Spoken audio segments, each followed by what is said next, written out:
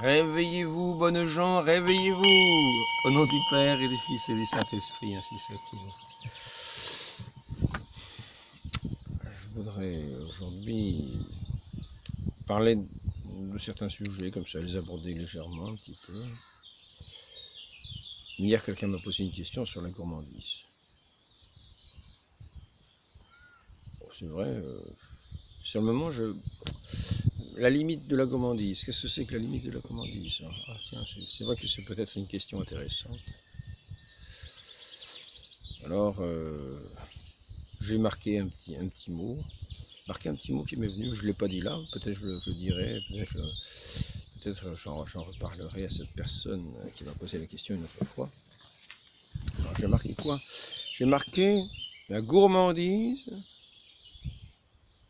On décide de regarder la terre et on bave comme un escargot. Voilà. On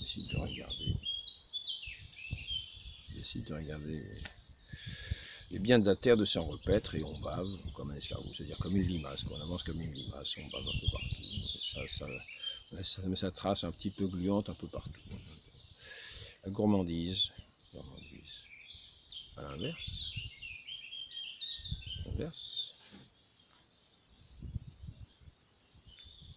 on peut décider d'être un aigle et de regarder le soleil. Le soleil, il va arriver. Ça pas souvent, le soleil. Et ça c'est Saint Jean. L'évangile selon Saint Jean, c'est un aigle, c'est pas un escargot ni une limace. Donc voilà, pour la gourmandise. Mais disons que pour le péché en général, c'est une forme générale du péché. Vous avez le choix entre la limace et l'aigle royal. L'aigle royal qui va contempler le soleil, qui va nous donner à voir comme Saint Jean, cet évangile là, qui est presque éblouissant de lumière. Et alors vous allez ronger les petites feuilles comment ça s'appelle ça? Des petits marrons, des courgettes. Ben c'est bon, hein. On en a besoin, il faut en manger. Je recommande. Parce que nous sommes à la fois du ciel et de la terre. Le bon Dieu nous a fait des créatures à partir de la poussière, donc nous sommes à la fois du ciel et de la terre. Mais l'aigle lui-même, est fait à partir de la poussière. Il est fait aussi pour contempler le soleil. Et c'est notre cas, nous avons une âme qui est destinée à l'éclat du bon Dieu, la lumière divine, la plénitude de ce trésor de grâce.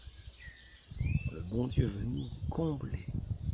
Donc voilà, au sujet du péché, saint François nous dit, le péché est agréable.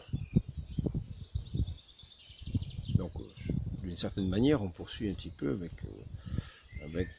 comment dire, on poursuit un petit peu la suite de la gourmandise. C'est un petit peu la même chose. Saint François nous dit le péché est agréable, c'est-à-dire agréable au corps, au sens.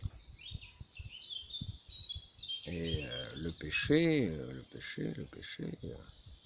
suit sa pente douce. On se laisse aller à ces choses agréables, c'est comme une pente douce. Mais on descend. Cependant que, si nous voyons la lumière céleste qui attire notre âme, qui nous attire, parce que notre âme c'est l'âme de notre corps, donc le corps, nous invitons le corps à suivre les aspirations de l'âme, c'est-à-dire que si l'âme se plie à la pente douce, bon bah, il va faire descendre le corps dans la pente douce, il va être lui-même inspiré dans la pente douce, il va descendre cette montagne haute, il ne va pas la monter, il va la descendre. Voilà, comme la pesanteur du corps vers les plaisirs des sens. Voilà, mais c'est la mort de l'âme. Alors qu'au contraire, l'aspiration vers la hauteur, vers la lumière, va faire que l'âme qui a une connaissance de cette lumière va être attirée vers cette lumière et va faire effort, c'est-à-dire que le corps va devoir faire effort pour suivre cette aspiration de l'âme. C'est l'alpiniste qui va grimper la montagne avec effort. À l'inverse de ce corps qui se laisserait bien aller sur la pente douce, qui quelquefois finit fatalement dans un précipice. Mais c'est en gros ce qui peut se passer. À la fin de nos vies, nous verrons quel amour nous avons eu. Celui du monde, celui de Dieu. Avons-nous méprisé Dieu par notre amour du monde? Avons-nous foulé aux pieds le bon Dieu par notre amour du monde dans cette pente douce qui est devenue fatale? Ou au contraire, avons-nous été attirés par cette lumière divine, cette grâce, cet amour? Et avons-nous, en recevant celui qui veut se donner à nous, comme un feu divin en nous, entretenu la flamme céleste, c'est-à-dire en ne tombant pas dans la pente douce, c'est-à-dire en n'éteignant pas, en ne jetant pas nos regards sur ce monde, comme un petit peu le boisseau sous lequel on mettrait la lampe. Non. Comme il est dit ce matin dans l'office des lectures, nous avons nos yeux dans la tête. Mettons nos yeux dans la tête, nous jetons nos yeux dans la tête. C'est-à-dire que nous regardons celui qui est notre tête. Nous regardons celui qui est la sagesse. Nous regardons celui qui est la lumière, sans ombre, sans tache. C'est lui que nous regardons et nous en sommes éclairés. Et notre Seigneur dit d'ailleurs, si votre regard est lumière, regard, ce sont les fenêtres de l'âme. Si votre regard est ténèbre, quelle ténèbre? Si vous regardez celui qui est la lumière, quelle clarté. Donc nous avons ces aspirations vers lesquelles nous attire ce corps qui voudrait presque, à la perte de nos âmes, voudrait presque rompre cette alliance divine, pour se repaître des biens de ce monde, quitter ce regard vers notre Dieu, lequel il nous a créés. Il nous a créés pour lui, pour que nous le connaissions avec les yeux de notre âme, de notre cœur, pour que nous connaissions toute l'intelligence spirituelle qu'il veut nous communiquer, c'est-à-dire la connaissance de lui-même. Voilà. Alors allons-nous être attirés comme un limaçon pour ramper partout sur terre et oublier qu'il y a le ciel? Voilà le péché, voilà le grand péché. Y a-t-il un autre point?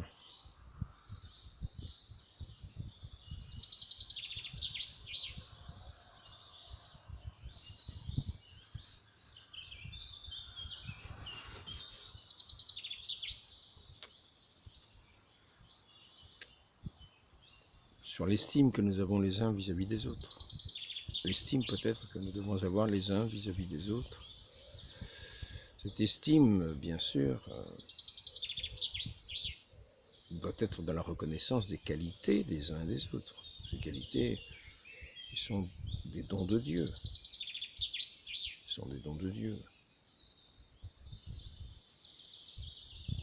Que Dieu met en chacun des qualités physiques, des qualités d'intelligence, des qualités de capacité de cœur, des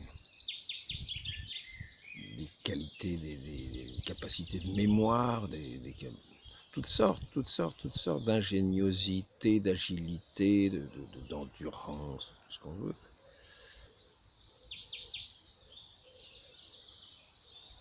Cette belle qualité de la fidélité véritable, la seule fidélité véritable,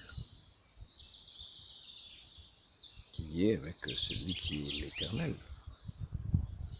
Là, la fidélité véritable, avec celui qui est véritablement l'amour, sans défaut. Et là, notre fidélité doit être scellée scellée de façon éternelle. Donc, il n'est plus question de rompre cette alliance.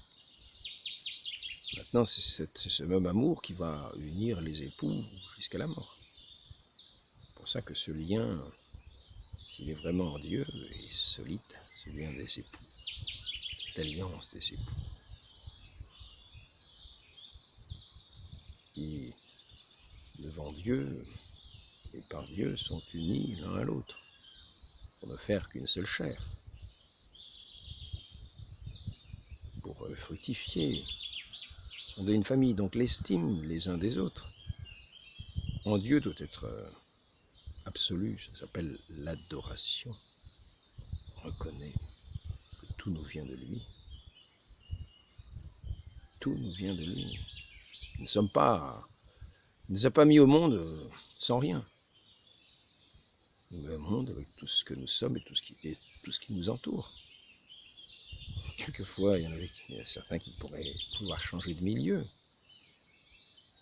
Et il y en a qui, d'ailleurs, saintement, fuient au désert, dans des déserts, alors qu'il y avait toute l'opulence des villes, qui ont fui au désert pour ne pas être comme corrompus dans les villes. C'était les moines du désert, en Égypte en particulier. Et puis, certains qui fuyaient les persécutions, que j'en trouve aussi dans ces déserts. Et c'est surtout aussi le désir de fidélité à celui qui mérite notre fidélité, parce qu'il est l'amour même. Ils avaient donc de justes raisons de fuir au désert pour demeurer fidèles jusqu'à perdre tous les biens qu'ils pouvaient avoir en ce monde. Tous les biens. C'est un abus de langage. Car là où ils étaient, ils avaient aussi les biens que la Providence mettait à leur disposition tous les jours. Dans des cœurs libres de rendre grâce pour les moindres grâces spirituelles, temporelles.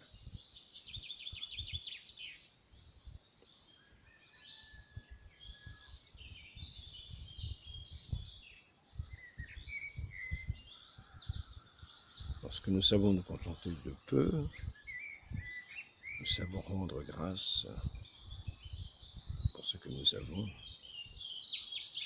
Et bien souvent, ce que nous avons, nous pouvons l'avoir par le travail, par les dons, par le travail. Et ce don que Dieu nous fait tous les jours, de tous ces biens qu'il met à notre disposition. Et souvent, nous savons nous contenter, si nous savons rendre grâce de ce que nous avons, nous rendrons compte que nous avons suffisamment pour vivre, soit par le travail, soit d'une autre manière, mais nous avons souvent suffisamment pour vivre. Et pour vivre dans la plénitude de cette joie en Dieu. Ceci pour dire quoi? Je ne me souviens plus, c'était un point que je voulais aborder, l'estime. Donc cette estime que nous devons vis-à-vis de Dieu, lui, il est absolu. Ça s'appelle l'adoration. Maintenant, l'estime que nous avons pour nos frères, il est relatif. Il est relatif parce que ici-bas, nous sommes tous pécheurs. Nous sommes tous pécheurs, nous péchons tous en pensée, en parole, par action, et le pire, par omission de ce que nous aurions pu faire, que nous n'avons pas fait. Nous avons été un manque vis-à-vis de notre prochain, car notre Dieu nous avait mis sur la route de notre prochain pour être sa providence. Nous avons peut-être été l'occasion d'un péché du prochain, en manquant cette providence. Car peut-être ce prochain-là, qui nous a vu passer à côté de lui comme indifférent, a pesté contre nous et contre Dieu. Donc veillons. Sachons à qui nous donnons notre estime. Cette estime absolue, nous la devons qu'à notre Seigneur, qu'à notre Dieu, Jésus-Christ, Verbe de Dieu fait homme, le roi de l'univers, qui sera notre juge, et la très sainte Vierge Marie, notre mère. Comme la figure de l'Église à laquelle nous naissons, le Christ roi. Ce sont les deux noms qui étaient inscrits sur la bannière de Sainte Jeanne d'Arc. C'est aussi le nom qui devait être mis sur la bannière de Louis XIV, qui promettait toute victoire à ceux qui seraient avec cette bannière du Sacré-Cœur. Il disait de mettre le Sacré-Cœur sur la bannière du Royaume de France. Louis XIV a négligé de le faire, peut-être de consacrer la France au Sacré-Cœur aussi. Louis XIII avait consacré la France à la très sainte Vierge Marie, ce que nous fêtons le 15 août de chaque année. Donc, nous avons dans notre cœur, sur notre bannière de notre pays, de notre royaume, le beau nom de la Vierge Marie, parce que nous mettrons celui de notre Seigneur plutôt que de le bannir, comme nous l'ont fait aujourd'hui. Les rois ont négligé de le mettre, la République le bannit. À ce moment-là, notre Dieu accomplira ses promesses de cette alliance qu'il a faite avec la France, le baptême de Clovis. Et là, il accomplit ses promesses aussi, mais des promesses de châtiment. Donc, ayons l'estime à qui nous devons cette estime absolue, et cette estime relative en connaissant que nos frères sont faillibles, et soyons vis-à-vis d'eux miséricordieux dans leur chute, aidons-les à se relever, en reconnaissant en eux l'image de notre Seigneur. Sur son chemin de croix aussi, soyons Sainte Véronique qui vient essuyer son visage, soyons Simon de Cyrène qui vient l'aider à porter la croix de ce monde pour nous conduire à l'autre. Ne soyons pas de ceux qui l'injurient, quand il tombe, qui le méprisent, non. Estimons notre prochain, il doit être estimé, il a toujours des qualités qui le font estimer. Sachant regarder d'un œil bienveillant le prochain dans ses qualités que Dieu a mises en lui, et ne l'encourageons pas dans ses travers mauvais. Bon, c'est la petite parole du matin. Ne l'encourageons pas sur cette pente du péché, qui est la pente de la mort, qui n'est pas celle de celui qui veille à cette flamme intérieure, de cette vie que Dieu nous donne, comme ce feu divin, le Saint-Esprit qu'il veut voir brûler en nous. Nous devons donc veiller, non pas à nous laisser tomber dans la pente des penchants à laquelle notre corps aspire, parce que le péché, comme dit saint François, est agréable, mais aspirons, soyons comme cet aigle de l'Évangile, cet aigle, Saint Jean, qui nous montre son évangile de lumière. Demandons cette grâce à la très sainte Vierge Marie, de contempler son Fils, la lumière du monde, ainsi soit-il. Au nom du Père et du Fils et du Saint-Esprit, ainsi soit-il.